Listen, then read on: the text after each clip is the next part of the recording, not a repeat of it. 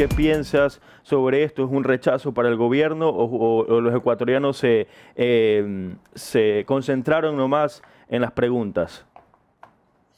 A ver, primero yo quiero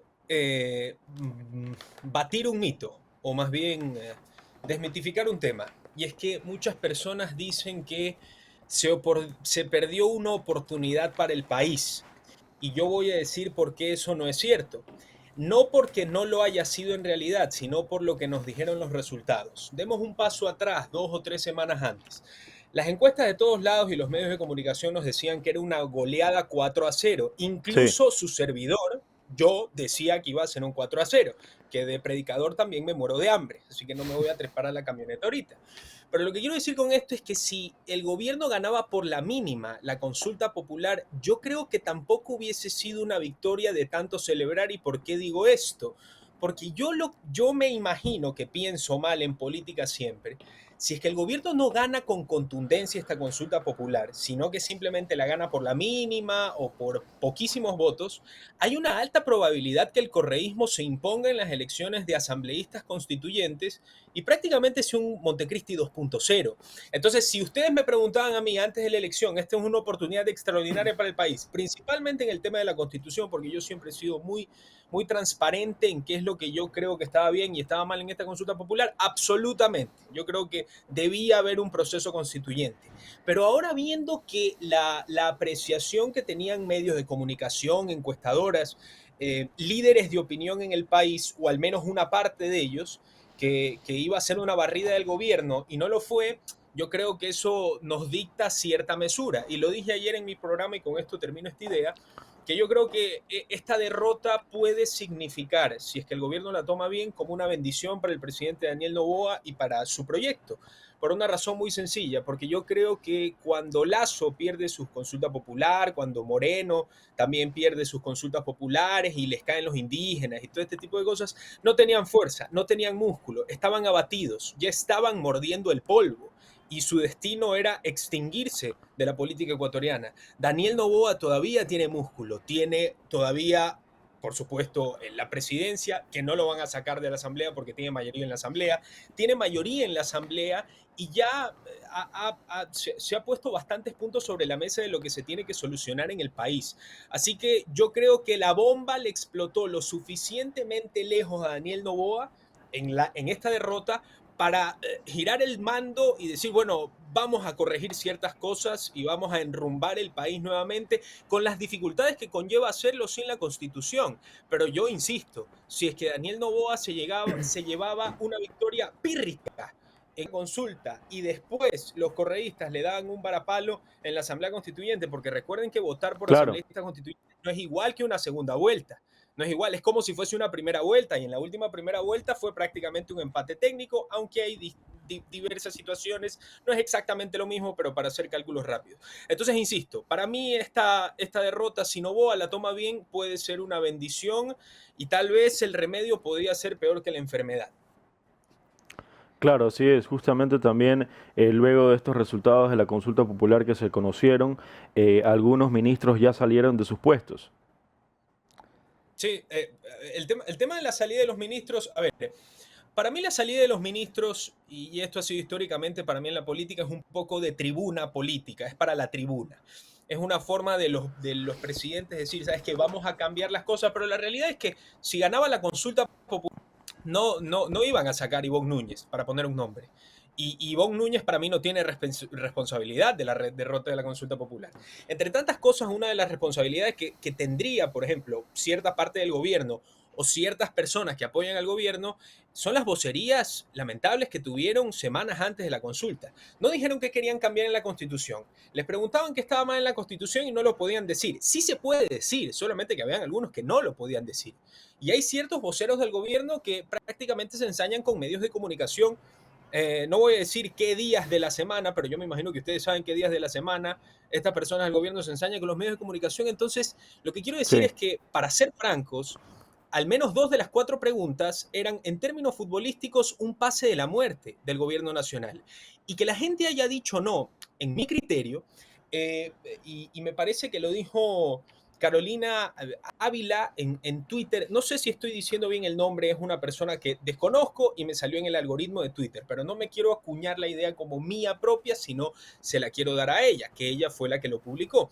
Ella menciona que el no, la razón por la cual la gente que votó por Noboa le dio la espalda en esta consulta popular, también tiene que ver un poco con el miedo. La famosa frase, el famoso dicho, mejor malo conocido que bueno por conocer.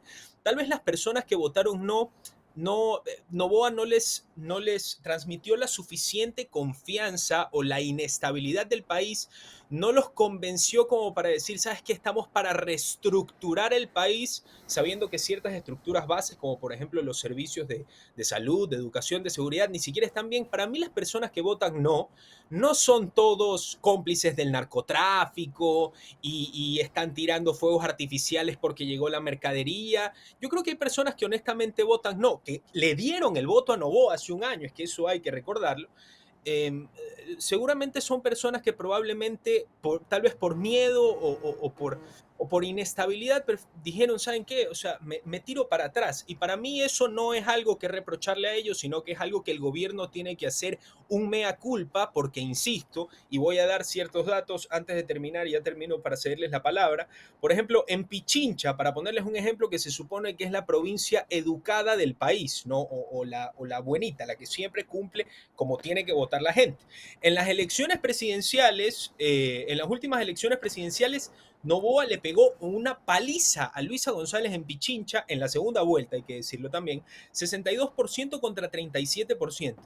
En esta consulta popular, solamente en Pichincha ganó el sí en la pregunta C, que probablemente era el pase de la muerte más fácil de la historia de la humanidad, ¿ya? De la historia de la humanidad, pero en el resto de las preguntas gana el no contundentemente, y por ejemplo en la constituyente, que se supone que era la pregunta que valía, que tenía un peso brutal, es 60-40. Entonces, cuando se ve estos números, hay dos opciones. O nos quedamos con el discurso de que todo el mundo es ignorante y la gente no sabe nada, y obviamente este discurso es solamente cuando no votan lo que a cada persona le gusta, porque Claro. cuando Noboa gana, cuando Correa gana, los correístas o los novoístas dicen, ay, Ecuador es brillante, es lo máximo, el pueblo sabe lo que quiere, pero cuando votan lo que no les gusta, ahí sí todo el mundo es ignorante y no sabe nada. Entonces tenemos esa opción de quedarnos con ese discurso, o tenemos la otra opción de ver qué fue lo que pasó en la consulta popular y tirar para adelante en este país con las herramientas que tenemos. Pero ese discursito de que votaste esto, bueno, ahora Ecuador, ya no vamos a hacer Ecuador el país más peligroso del mundo, sino que vamos a hacer la selva amazónica. Y si te muerte un tigre en la calle es tu culpa. Esos discursos no ayudan para nada al país. Así es, ¿qué opinan, chicos, por acá? Jeremy, no te he escuchado hablar desde ¿Sabes qué? ayer. No, la verdad Necesito que- escucharte. Yo creo que me estaba aguantando de opinar del tema de la consulta como resultado, pero bueno, voy a decirlo de manera más descafeinada posible. Creo que como mínimo puedo decir que es un rotundo fracaso del gobierno, un rotundo fracaso de la manera de comunicar del gobierno, de no haber dicho qué es lo que iban a hacer, cómo lo iban a hacer y lo que estaban planteando para el futuro del Ecuador.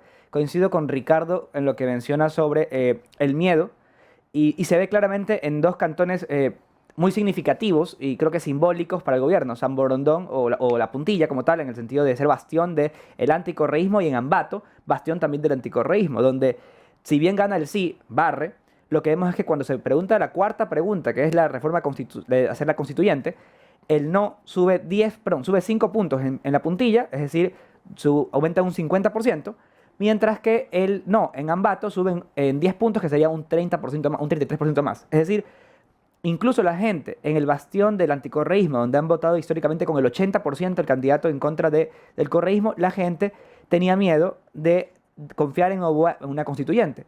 ¿Por qué? Quizá porque no se comunicó, porque quizá las vocerías no solo que estuvieron mal enfocadas, sino que cuando se les consultaba, incluso aquí No tuvimos se contestaban algunas no se preguntas. contestaban algunos temas importantes como qué errores tiene la Constitución 2008 y cuáles plantean ustedes corregir.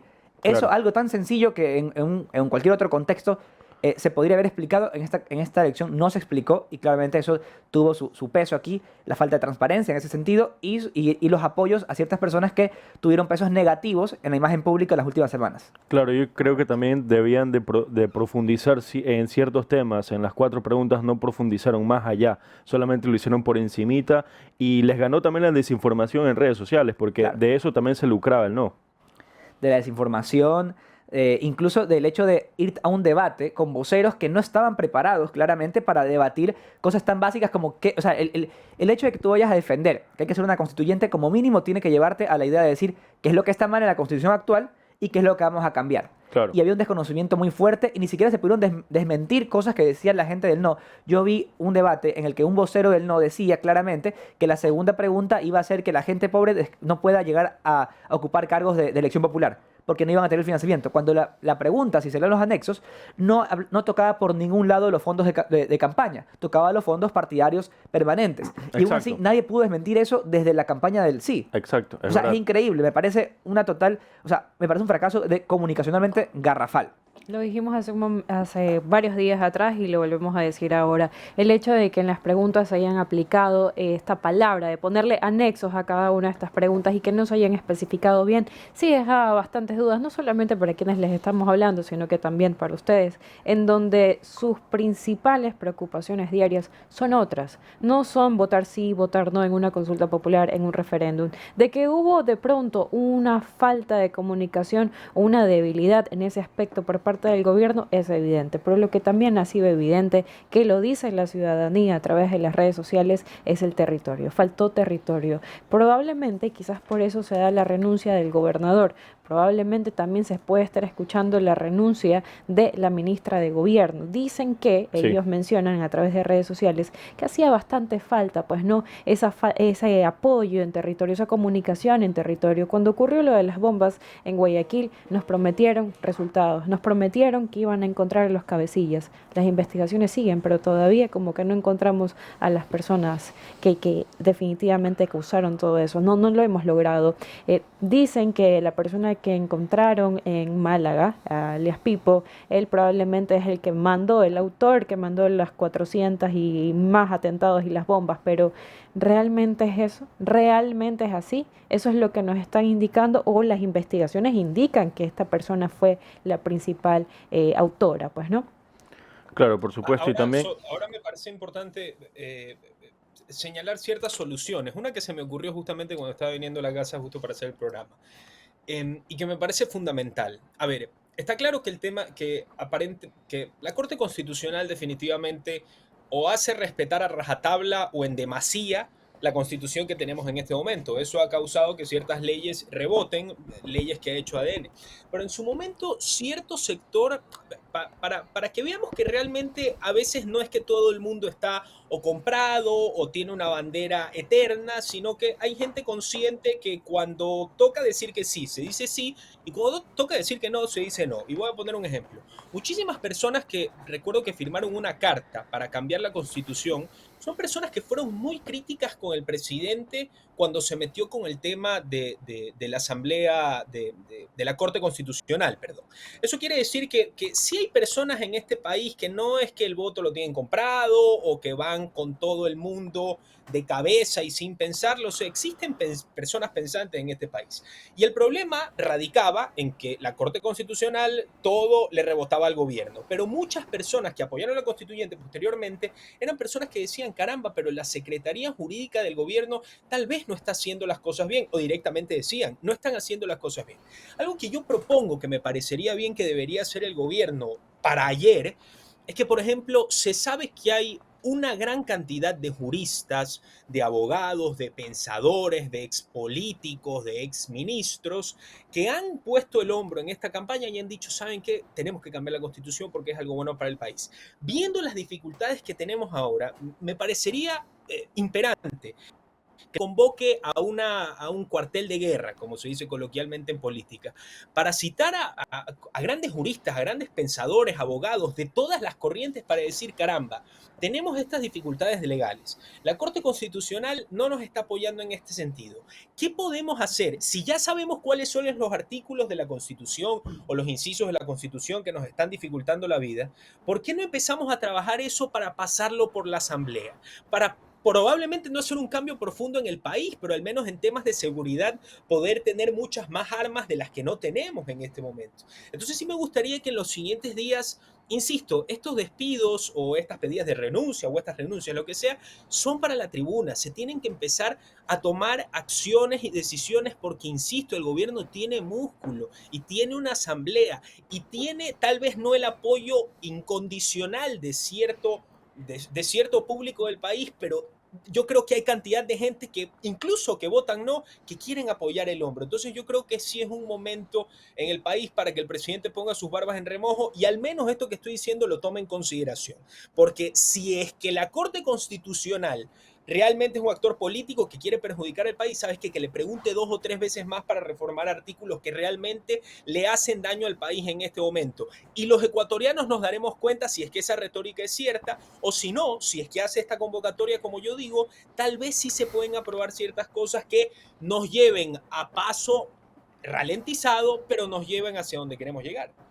Otra de las cosas que también me gustaría acotar es por qué falló o por qué ganó el no en la pregunta de las bases militares. Si nos vendieron la premisa, o al menos como nos habían dicho que esta pregunta pues iba a ayudar en definitiva, en caso de que se llegase a aprobar, a mejorar la seguridad del país, que no se le iba a quitar soberanía, que esto era realmente importante porque necesitamos vencer el narcotráfico. Pero escuchando distintas opiniones y haciendo el sondeo respectivo, ¿qué es lo que dice la gente? No creemos ni en las Fuerzas Armadas de nuestro país. ¿Cómo vamos a creer en las Fuerzas Armadas de otro país que vengan acá? Porque al momento que ellos vengan y usen la fuerza de una manera mucho más fuerte, perdón por usar estas palabras de esa manera, ¿qué nos asegura a nosotros que ellos realmente estén haciendo su trabajo y estén cumpliendo sus labores? Vemos videos en redes sociales de todo lo que ocurrió en Manta, pues entonces sí me deja mucho que pensar. De pronto también faltó una socialización en esa pregunta, faltó decir bien cómo se iban a hacer las cosas. Desde el momento en que se mencionó a Galápagos como uno de estos puntos en donde cabería pues no una base militar y luego quitaron esa argumentación y dijeron no, ya en Galápagos no, se va a seguir en Manta, se va a seguir en Salinas y también vendrá otra base militar, pero ya no de Estados Unidos, sino de Brasil. Entonces sí como que dejó bastante que pensar y es como que buscamos seguridad, pero ¿cuánto nos va a costar eso? ¿Cuánto de nuestro territorio nos va a costar eso? Claro, ellos mismos se enredaron en el tema de las bases militares, me acuerdo que lo estuvimos debatiendo. Estuvimos debatiendo las bases militares en Galápagos, que por qué no estábamos de acuerdo, por qué sí estábamos de acuerdo, luego estábamos diciendo que iban a ser en Salinas, luego en Manta. Entonces había mucho enredo entre esas ideas y yo creo que por eso también el no se cae en esta pregunta. Y el propio presidente, recordemos que él decía que no eran militares y luego la pregunta decía que sí eran militares y al final fue un error quizá semántico, quizá algún tema que se pasó, pero el tema es que hubieron muchos errores a la hora de comunicar esto. Y yo creo que hay algo adicional respecto al tema. Yo no creo que esto, y quisiera que no se entienda esta victoria del no, por así decirlo, como una victoria del correísmo, como lo quieren hacer ver justamente los correístas. Y esto lo puntualizo, ¿por qué? Porque cuando uno, como mencionaba yo, el caso de los bastiones del anticorreísmo, igual la gente también votó en consecuencia con esto. Y eso no quiere decir que la gente de repente en 6 meses cambió de opinión por completo con respecto a los temas. El core del asunto es justamente qué es lo que motivó justamente que la gente tenga miedo a eso. Y no fue un miedo como tal quiero decir, a Nino como tal, per se, sino al hecho de no saber o que no haya las garantías de lo que se vaya a hacer a futuro. Y yo creo que este es un buen momento para que haya un cambio de timón, pero que ese cambio de timón signifique ser más claros con lo que se plantea para el país, entender que la gente, más allá de lo que se muestra, digamos, que el presidente en redes y todo lo que es así, también quiere saber qué es lo que se va a hacer y quiere garantías de saber de que hay un plan de lo que se va a hacer. No que le digas los detalles en materia de seguridad donde vas a instalar X cosas, pero sí saber, ok, estamos trabajando en esto, y la siguiente implementación será probablemente esto. En materia económica pensamos a ir hasta esto, y que la gente le quede claro que hay un camino a seguir. Y digamos que en paralelo a eso, también yo creo que es un error pensar que el votante del presidente, ya creo yo que quiere el presidente o no, es un votante que al final es anticorreísta. O también está más lineado a la derecha. Yo creo que es un error del presidente tratar de venderse como centro izquierda, tratar de acumular personas o fichas quizá de que se las asocia con otras ideas, con quizá ideas más de izquierda, quizá con el correísmo. Creo que son errores que al final están costando, porque al final el correísta no lo va a votar. ¿Ya? Y el anticorreísta comienza a tener desconfianza porque ve esta clase de cosas. Posiblemente las vayan a corregir, yo espero. Y a la gente le gusta escuchar también cómo lo vas a hacer. O sea, dime El cómo cómo, exacto. Claro, el cómo Y lo vas a hacer. puntualmente, o sea, no un cómo así abierto de, bueno, voy a conseguir más inversión extranjera, pero sí, pero ¿cómo la vas a traer? O sea, Claro. eso es lo que la gente quiere. ¿Cuánto me puntual. va a costar? ¿Qué consta? ¿Qué tengo que dar a cambio? ¿Realmente voy a ver cambios?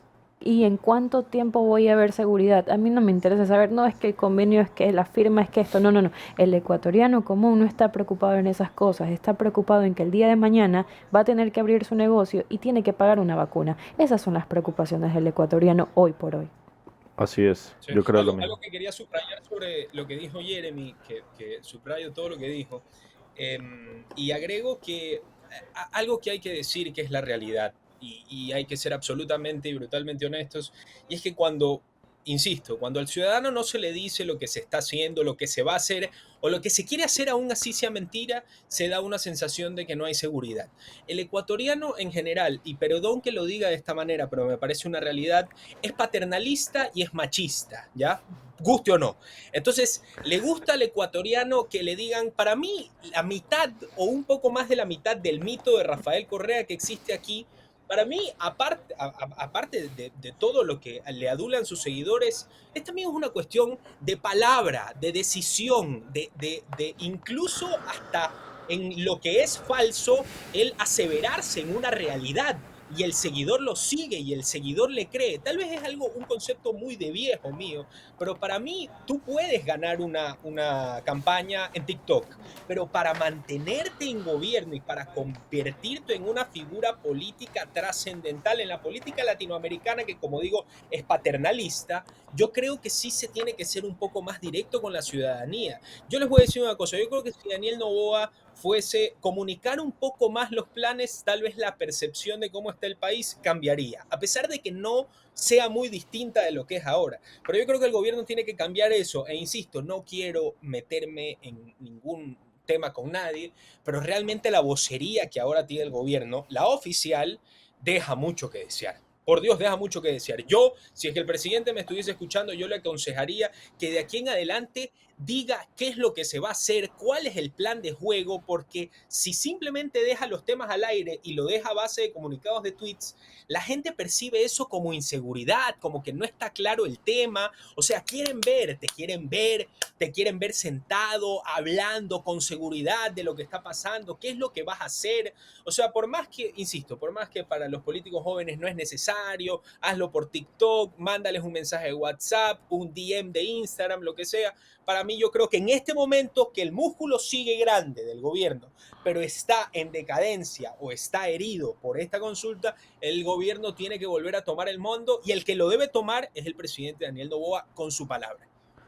Creo igual, debe el presidente hablar un poco más. Yo creo lo mismo. Definitivamente. ¿Sabes qué? Yo quiero solo agregar, yo creo que el término que estás buscando, o el término que complementa lo que acaba de decir Ricardo, es firmeza. O sea, yo creo que falta justamente firmeza no solo con el tema de, perfecto, hemos visto la firmeza en temas de materia de seguridad, pero falta firmeza a nivel de Comunicación. comunicación, pero quiero decir, en la línea del gobierno. Es decir, Yeah. falta firmeza en mantenerse en un camino y que la gente le quede claro. La gente quiere certezas. La gente quiere al final, como dice Ricardo, por el paternalismo y más que todo por los cacicazgos que han sido históricos en este país, la gente quiere un camino certero y firme. Y, por ejemplo, Correa en su momento les dio eso, les dio un camino firme por el cual seguir. La gente, le guste o no, Rafael Correa sabía para dónde iba. En Argentina, la gente le gusta o no Aunque Javier la Milei. realidad sea otra, pero lo que te decía te hacía No, pero creer quiero decir, eso. la gente sabía que el que votaba por Correa estaba votando porque no le gustaban los ricos, porque estaba en contra de no sé qué cosas, porque quería que los gringos se vayan del país. Sean cosas malas, pero estaban de acuerdo en eso la gente que lo votó. En Argentina, los que votan por Milei tienen el camino claro. Saben que Milei va a acabar con la obra pública, va a acabar con el déficit fiscal, etc. El que vota, o sea, el que vota a Bukele sabe lo que está votando. El que vota aquí a Nova posiblemente la tiene un poquito menos clara. Dice, bueno, yo sé que voto porque quiero seguridad, pero no estoy tan claro cuál es el camino que nos va a llevar a eso. Y eso es lo que yo falta, esa certeza. Claro, sí, son las 8:15 de la mañana. Muchísimas gracias, Ricky, por estar aquí con nosotros en Fuego News. Fabricio, Yanela, Jeremy, muchísimas gracias, es un placer. Nos vemos Dios mediante el jueves. Dios mediante. Chao, chicos, Perfecto. cuídense. Chao. Chao. Bueno, el jueves tendremos más análisis con Ricardo para también estas preguntas. También me deja mucho que decir también lo que iba a hablar sobre la pregunta C, que era la reducción de asambleístas. Ese también me dolió. Ese sí me dolió. Explícate, Jeremy, Me que ayer, dolió porque yo ayer tuviste considero ganas de que hablar. eso literalmente fue, y ahí sí digo, creo que ahí sí ya veo mala intención en el sentido, más que mala intención, lo que veo es eh, ignorancia en el sentido de lo que implica una elección de esta magnitud. Si tú le preguntabas a la gente, la gran mayoría de las personas estaba de acuerdo con reducir el número de asambleístas. Pero Claro. cuando le preguntaste si quieres reducirlos, dijeron que no porque estuvieran a favor de los asambleístas, no porque aman a los asambleístas, sino porque quisieron darle un mensaje de rechazo al gobierno como tal. Claro, y por y es supuesto. válido quizá decir, bueno, que querer transmitir el rechazo es válido. Lo que no creo que sea válido es pensar que eso se puede hacer por medio de una consulta popular en la que no te están preguntando eso como tal. ¿Y por qué considero que eso no es válido? Porque no podemos dejar que algunos cambios que consideramos importantes se extiendan un poco más simplemente porque no me gusta quien está a cargo. Pero es que cuál era o cuál hubiese sido otra posibilidad para que el ecuatoriano pueda comunicarle al presidente que no está en acuerdo con su gestión. Yo creo que incluso votar no, por ejemplo, en la última pregunta fue un mensaje súper claro. Y eso se demostró incluso en ciudades como Ambato, repito, donde, por ejemplo, tenías en la tercera pregunta, votaste, por ejemplo, no en un 53%, mientras que en la cuarta pregunta votaste no en un, entonces pasaron de un 46% a un 56%. Es decir, de repente aumentó 10 puntos el rechazo del no en una pregunta a otra, y tú te das cuenta, bueno, y dices, bueno, es que creo que hay un mensaje claro sobre que no confían. ¿Pero por qué? Porque la cuarta pregunta sí se presta para eso. Pero la tercera pregunta no. La tercera pregunta es una pregunta muy, muy clara con el tema de los asambleístas. La de los partidos políticos. Los partidos políticos es una de las instituciones que más tiene rechazo por parte de los ecuatorianos, que menos desaprobación presenta y que menos confianza presenta en el país, en cualquier encuesta con respecto a la confianza de las instituciones. Pero aún así, la gente decidió que se sigan financiando. Entonces, ahí yo sí no veo un tema no creo que gran parte de la gente que votó ahí sea consciente de lo que implicó el voto ahí. Yo creo que ahí hubo más que todo un rechazo que se alimentó también por un tema de redes, de desinformación y ese discurso de ahora no. Porque incluso yo vi, creo que Expreso fue que tituló este tema de por el momento no, por ahora no, algo así. Ese discurso yo creo que es un discurso que al final no está pensando en el país, sino que es un discurso que piensa en el que sí está mismo. ahorita me cae mal, entonces yo le digo que no, pero no quiere decir que estoy en contra. Quiere decir que si lo propone otra persona, posiblemente diga que sí. Eso para mí me parece nefasto en democracia porque creo que es un peligro, porque seguimos prorrogando cosas que son muy importantes para los cambios Claro, y del país. aparte el gasto público para una siguiente consulta popular va a ser... Exacto. Los que se quejaban de que se gastaba dinero en consultas son los mismos que ahora dicen, bueno, ahorita te digo que no, pero si lo vuelves a preguntar en el futuro con otra persona, te digo que sí. O sea, entonces no era un tema de que no les importaba el gasto, porque si no hubieran votado tranquilamente que sí a las cosas que hubieran estado de acuerdo, pero no lo hicieron. Claro, por supuesto. Y justamente la pregunta C, lo que decías, es que también la asamblea, no solamente la asamblea de ahora, sino la asamblea de hace mucho tiempo atrás, también tiene una desaprobación bajísima. Y Claro. obviamente en esta pregunta, que era clave, que para mí ganaba el sí rotundamente, fue un no. Se quedó más cerca, pero igual la gente dijo que no. Claro, pero se quedó un poco más cerca, pero Ajá. fue un no. Chicos, ¿ustedes cómo ven el hecho de que en la consulta popular de Guillermo Lasso, pues él llegó a tener un poquito más de aprobación que la actual, que fue la de Daniel Noboa? Polarización. O sea, la diferencia con Guillermo Lasso es que Guillermo Lasso quizás fue una persona mucho más blanda de la gente y estaba ya en decadencia, por así decirlo, completamente. Entonces, decirle que no a Lasso quizás no tenía el mismo ímpetu que decirle no, digamos que a Noboa, que lo vean un poco, que lo ven más fuerte. O sea, que al final la situación está un poquito más polarizada que en ese Claro, entonces. yo creo que nosotros decíamos en la consulta popular de Lazo, necesitamos votar por estos cambios. No es que no necesitamos ahora, obviamente los necesitamos, pero en ese tiempo era como que, chuta, necesito ayudarlo con esto, necesito votar por Y no el había sí. un miedo a Lasso. Es decir, ni el correísta más correísta le tenía miedo a Lasso. Claro, O sea, lo veían como un viejito así, como Mandela. O sea, quiero decir, el correísta me refiero. Claro. El correísta como tal lo veía así. Entonces creo que no tenían como un miedo, como si lo ven quizá con Daniel Noboa, que lo ven mucho más mano dura con el tema de la... ¿Me entiendes? Creo que hasta los intereses de fondo, quizá con Noboa se han tocado mucho más, por ejemplo, contra las mafias, etcétera. Entonces creo que sí había más polarización, sobre todo de ciertos grupos de interés, quizá incluso hasta el crimen organizado. Quiero decir, o sea, la diferencia es bien fuerte entre Noboa y Lasso con respecto a la mano dura. Y creo que eso también le pudo haber jugado en contra como algo adicional, respecto a la polarización política, nada más. Pero a pesar de eso, igual él tuvo una aprobación un poquito, un poquito más alta comparada a la de Daniel Noboa. Y también las a pesar de preguntas, hay que todo ver eso. también las preguntas, las de Lazo. Pero esas ni siquiera estaban bien redactadas. No, pero quiere decir, Es la del Yasuní, ni se diga. claro, pero ¿cómo se estaba en contra, por ejemplo, del tema, que si en las preguntas de Lazo, el tema de la extradición, por ejemplo? ¿Entiendes? Mientras que, en cambio, ahorita se nos preguntó, en cambio, quizás por las bases extranjeras tiene una connotación un poquito más negativa, porque ya es territorio, es un poco más... Creo que al ecuatoriano, cuando le tocas el tema de la naturaleza, suele ser un poco más reacio a que... Quiero decir, ¿quién en su sano juicio quería defender en la pregunta de Lazo a los delincuentes? Ni la gente que estaba por el no podía defenderte la extradición, por ejemplo, de Fito. Ya, o sea, era muy complicado. Correcto. En cambio, defender, por ejemplo, las Galápagos, que Manta, que lo que hicieron hace 80 años los gringos en el 42...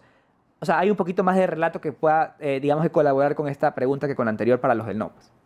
Claro, en temas ambientales, Y obviamente. faltó, en cambio, la contracara del gobierno, pues que revierta o que explique que eso no era así. Sí, por supuesto.